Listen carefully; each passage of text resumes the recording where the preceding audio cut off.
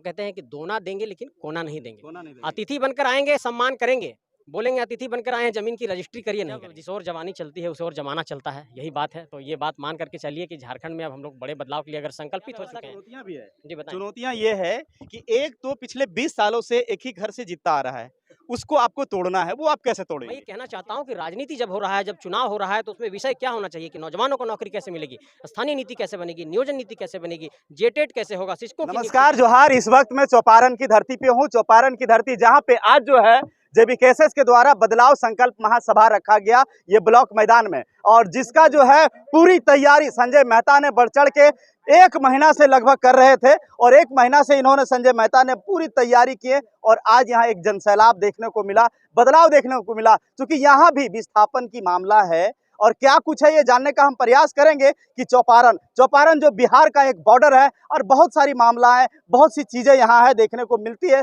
सुनने को मिलती है आए दिन खबरों में। लेकिन क्या कुछ कहते हैं संजय जी से हम जानने का प्रयास करेंगे। संजय मेहता जी जो काफी अच्छे अनुभवी व्यक्ति हैं, जर्नलिस्ट भी हैं, एलएलबी किए हुए पढ़े लिखे इंसान भी हैं, बहुत अच्छा बातों को मीडिया के माध्यम से हो या सभा को संबोधन जब करते हैं ना, बड़ा बारीकी से रखते हैं। क्या कुछ कहते हैं जानने का प्रयास करते हैं। दादा जोहार आपका। बहुत बहुत जोहार आपका। आज बदलाव संकल्प सभा आपके नेतृत्व में हुई, क्या कुछ आन पड़ा कि चौपारण की धरती में भी ऐसी सभाएं करनी पड़ी आपको? आईना प्लस के माध्यम से ये कहना चाहता हूँ कि आज लोगों को एक आईना दिखाया गया है कि झारखंड की माटी से झारखंड के जो नौजवान निकले हैं वो चौपारण की धरती पर भी झारखंडियत की आवाज़ को बुलंद कर सकते हैं, और ये आज हम लोगों ने इस बात की गवाही दे दी। इस इलाके का एक दुर्भाग्य रहा कि पिछले 20-25 सालों में यहाँ पर कोई इस तरीके से हौसला नहीं दिखा पाता है इन लोगों को चुनौती पेश करने का। लेकिन मैं कहना चाहता हूँ कि ये चुनौती व्यक्तिगत तौर पर इनको नहीं थी, ये चुनौती उन लोगों को भी है जो झारखंड में झारखंडी मुद्दों पर राजनीति करते हैं, जो झारखंडी मुद्दों पर झारखंडी हक अधिकारों की वकालत तो करते हैं अपने भाषणों में, अपने चुनावी भाषणों में, लेकिन जब उसको नीतिगत तौर पर विधानसभा से कानून बनाने की बारी आती है तो वो बैक डोर से वापस चले जाते हैं और सिर्फ चुनावी भाषणों में और एक तरीके से बैठकों में सिर्फ इस बात का दावा करते हैं कि हम झारखंड के लिए गंभीर हैं। तो उन लोगों को हम लोगों ने एक आईना दिखाया है कि अगर आप इन विषयों पर गंभीर नहीं होते हैं तो झारखंड के नौजवान इसी तरीके से गांव-गांव, गली-गली, मोहल्ले-मोहल्ले जा करके और आंदोलन खड़ा करेंगे और आप लोगों को चुनौती पेश करेंगे। इस आंदोलन की ताकत ये रही कि हम लोगों ने पिछले 45 दिनों से गांव-गांव, चौराहे-चौराहे में जाकर के लोगों से कहा कि आप लोग आइए एक बार सभा को सुनने के लिए, और लोगों ने इस अपील का सम्मान रखा और लोग पहुंचे। और लोग कहते हैं कि कहाँ से फंड होता है, फंड नहीं होता है, हमारा फंड अपना विचार है। उस विचार के बुनियाद पर हम लोग जनता को एकजुट करते हैं और जनता से ये अपील करते हैं कि इस आंदोलन में साथ दीजिए, और लगातार उनका साथ मिल रहा है। जी बिल्कुल, ये बात पे हम आएंगे, लेकिन हम जानना चाहेंगे कि यहाँ जनता, चूंकि हम लोगों से जब बात किए, जनताओं से जब बात किया, तो उन्होंने एक विस्थापन की मामला सामने आया। कुछ लोग जो है जो फॉरेस्ट के जंगलों में आज भी रहते हैं, उनको अपना न्याय नहीं मिला है। तो क्या ये सब ज्वलंत मुद्दा क्या क्या और भी है चौपारण में जो आए दिन देखने को मिलता है? देखिए, मैं आप साफ तौर पर आपको कहना चाहता हूँ कि विस्थापन तो पूरे झारखंड के परिप्रेक्ष्य में देखेंगे तो एक बड़ा मुद्दा है। जैसे अगर हजारीबाग में अब हम जिस वक्त यहाँ पर खड़े हैं चौपारण की धरती पर, 56 मौजा जो डीवीसी का है वो बहुत बड़ा मुद्दा इस इलाके का रहा है। इस इलाके में जियाडा की ज़मीन जो गई है, सामने बगल में आप बांझेडी का प्लांट देखिए, सामने आप चतरा में आम्रपाली का प्रोजेक्ट देखिए जो एशिया का सबसे बड़ा परियोजना है। उसके ठीक बगल में आप चरही जाएँगे तो वहाँ विस्थापन है, उसके ठीक बगल में बड़का गाँव जाएँगे तो वहाँ विस्थापन है। मतलब आप ऐसे सीधे गोल-गोल घूमिए, हर जगह आपको दिखेगा कि विस्थापन का दंश यहाँ के लोगों ने झेला है। ये एक बड़ा विषय है, लेकिन इससे अगर उलट एक विषय को गौर करने की ज़रूरत है कि इन विस्थापित लोगों का क्या हुआ पिछले 20 सालों में? हाँ, क्या 20 सालों में। क्या इन लोगों को पुनर्वास के लिए कोई एक बेहतर पॉलिसी मिली? क्या इन लोगों के लिए पुनर्वास की व्यवस्था की गई? क्या जो ज़मीन पीढ़ियों दर पीढ़ियों एक तरीके से स्थानांतरित होती, लोगों को उससे एक तरीके से रोज़गार मिलता, उनकी जीविका चलती, आपने किसी के जीविका का एक तरीके से दफन कर दिया, उनके रोज़गार का साधन को खत्म कर दिया, उनके खेत को खत्म कर दिया, तो उनके लिए आप उनकी भविष्य में क्या आपके पास व्यवस्था करें? चुनौतियां भी है। जी बताएँ। चुनौतियां ये है कि एक तो पिछले 20 सालों से एक ही घर से जीतता आ रहा है, उसको आपको तोड़ना है, वो आप कैसे तोड़ेंगे? देखिए, एक बात समझिए कि कोई नहीं कहता था कि ये आंदोलन इतना बड़ा होगा। कोई नहीं सोचता था कि हम लोग खुद नहीं सोचते थे कि ये आंदोलन इतना बड़ा होगा। हम लोग जाते थे, माइक उठाते थे, गाँव-गाँव में जाकर के, चौक-चौराहे में, लालपुर में जाकर के, फिराय-लाल चौक पर हम लोग इस तरह की बात करते थे। कभी धनबाद गए, बोकारो गए, तमाम सभाओं में गए। उस वक़्त ऐसा रिस्पॉन्स भी नहीं मिलता था। सब बोलता था, अरे! लड़का लोग है, नेतागिरी करना चाहता है, पढ़ना-लिखना छोड़ दिया है।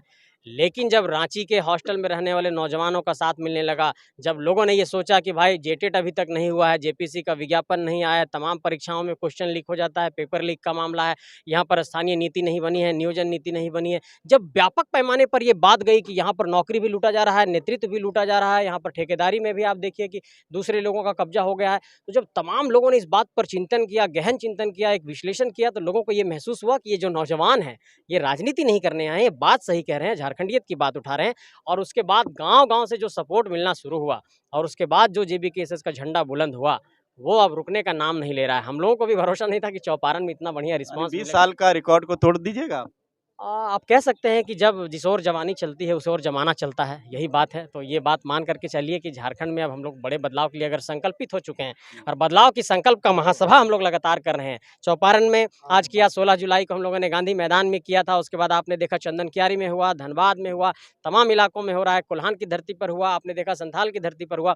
और लोग ये आरोप लगाते थे कि अरे कुछ कास्ट बेस के एरिया में है, कुछ एरिया में है, लेकिन हम लोगों ने कहा कि पलामू की धरती पर भी आंदोलन करके दिखाएंगे, संथाल की धरती पर तो दिखा दिए, उत्तरी छोटा नागपुर में दिखा दिए, दक्षिणी छोटा नागपुर में हो गया, कोल्हान में हो गया, तो पलामू बच रहा है। पलामू को भी आप देखिएगा दुर्गा पूजा दिवाली के बाद वहाँ भी इस तरीके से जनसैलाब निकल करके सामने आएगा और पूरे झारखंड के 5 प्रमंडलों के 24 जिलों के 4,345 पंचायतों में 32,623 गाँव में ये आंदोलन को हम लोगों ने पहुँचाया है और ये आंदोलन अब नहीं रुकेगा।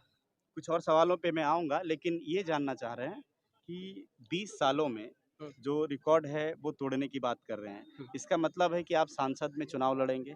नहीं, मैं ये कह रहा हूँ कि 20 सालों से झारखंड के भीतर, 23 सालों से झारखंड के तो कैसे भीतर जो तोड़ेंगे? आप झारखंडियत सत्ता की- में जाएँगे तब ना? मैं ये पहले बताना चाहता हूँ कि झारखंडियत की जो विचारधारा इस इलाके में नहीं बुलंद हो पाती थी, इस इलाके में झारखंडी भावनाओं पर जो बात नहीं होती थी।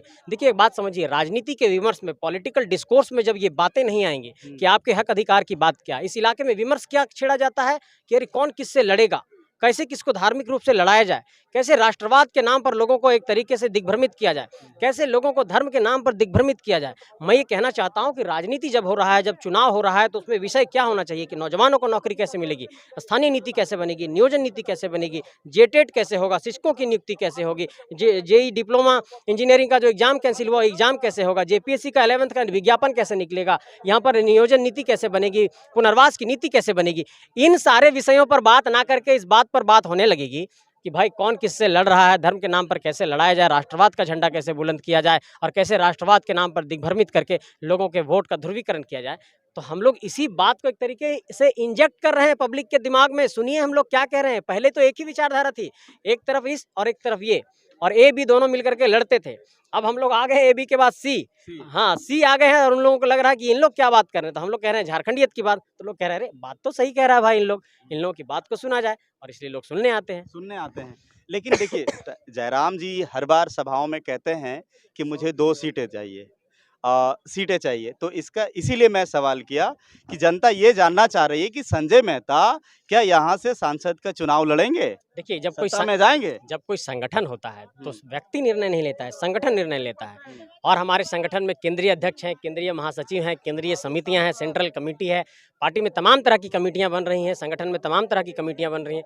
वो कमेटी निर्णय करेगा, कमेटी जब कोई जिम्मेवारी देगी उसको उठाएंगे। फिलहाल झारखंडियत की आइडियोलॉजी को, झारखंड की विचारधारा को जनता तक ले जाने की एक कोशिश कर रहे हैं। आप चुनाव लड़ भी चुके हैं आम आदमी पार्टी से? जी बिल्कुल, चुनाव लड़ना, मैं तो बार बार कहता हूँ, चुनाव लड़ना, चुनाव जीतना, चुनावी राजनीति का भाग बनना एक अलग चीज़ है, लेकिन आंदोलन करना, झारखंडियत की विचारधारा को जन जन तक ले जाना, झारखंड के हक अधिकारों की आवाज़ को बुलंद करना, ये एक अलग चीज़। आप लोग बात क्यों नहीं खोलते हैं कि हम चुनाव लड़ेंगे? ये आंदोलन का एक केंद्र बिंदु जो है वो स्थानीय नीति, नियोजन नीति, पुनर्वास नीति, झारखंड की नौकरी में झारखंडियों को प्राथमिकता के सवाल पर यही आंदोलन का केंद्र बिंदु है। आंदोलन जब हम लोगों ने शुरू किया था, ये नहीं कहा था कि हम लोग चुनाव लड़ने आएंगे, लेकिन अगर ऐसी कोई परिस्थितियां ये लोग बना दे रहे हैं, अगर जनता के सवालों को लेकर के हम लोग जब आवाज़ मुखर कर रहे हैं, तो ये लोग अगर उस पर कुछ रिस्पॉन्स नहीं दे रहे हैं, स्थानीय नीति नहीं बनाते, नियोजन नीति नहीं बनाते, तो विकल्प क्या बचता है डेमोक्रेसी में? आपने देखा होगा कि लोकपाल के आंदोलन के बाद क्या हुआ, एक नई पार्टी बनी, एक नई सरकार बनी।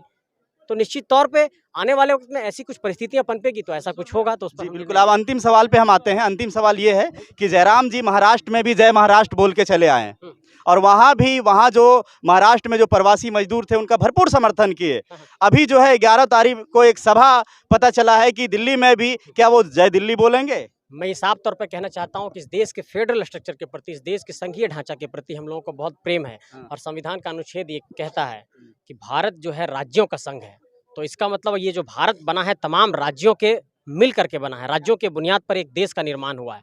लेकिन इसी देश के भीतर जो तमाम राज्य हैं, चाहे उड़ीसा हो, छत्तीसगढ़ हो, चाहे बंगाल हो, चाहे पंजाब हो, चाहे तेलंगाना हो, चाहे आंध्र प्रदेश हो, चाहे केरला हो, सबकी अपनी अपनी विशिष्टताएं हैं, सबकी अपनी अपनी मौलिकताएं हैं, सबकी अपनी भाषाई मौलिकता है। और इस बात को आपको ये मानना होगा कि झारखंड के भीतर भी अपनी भाषाई मौलिकता है, झारखंड के भीतर भी अपने हक अधिकार की आवाज़ है। और लगातार हम लोग इसी बात की वकालत कर रहे हैं, इसी बात को हम लोग कह रहे हैं। मतलब जय दिल्ली बोलेंगे वहाँ जाके? बोलने में क्या दिक्कत है, देश की राजधानी जय दिल्ली से प्रेम क्यों नहीं कर सकते हैं। लेकिन मैं ये कहूँगा, लेकिन अगर कोई दिल्ली के लोग आकर कहेंगे कि तुम्हारा रोटी छीन करके खा जाएंगे, अपना रोटी दे दो, अपना नौकरी दे दो, तो ये नहीं देंगे। उनको कहेंगे आपके लिए दिल्ली है। रोटी नहीं दीजिएगा लेकिन बोलने दीजिएगा। देखिए, हम कहते हैं कि दोना देंगे लेकिन कोना नहीं देंगे। कोना नहीं देंगे। अतिथि बनकर आएंगे, सम्मान करेंगे, बोलेंगे अतिथि बनकर आए हैं, जमीन की रजिस्ट्री करिए, नहीं करेंगे। नहीं करेंगे। जी बिल्कुल, जोहार आपका। और देखिए यहाँ हमारे बहुत से लोग हैं, बुजुर्ग लोग भी हैं जो कि समर्थन जेबी कैसेस के समर्थन में भी है। एक सेकंड,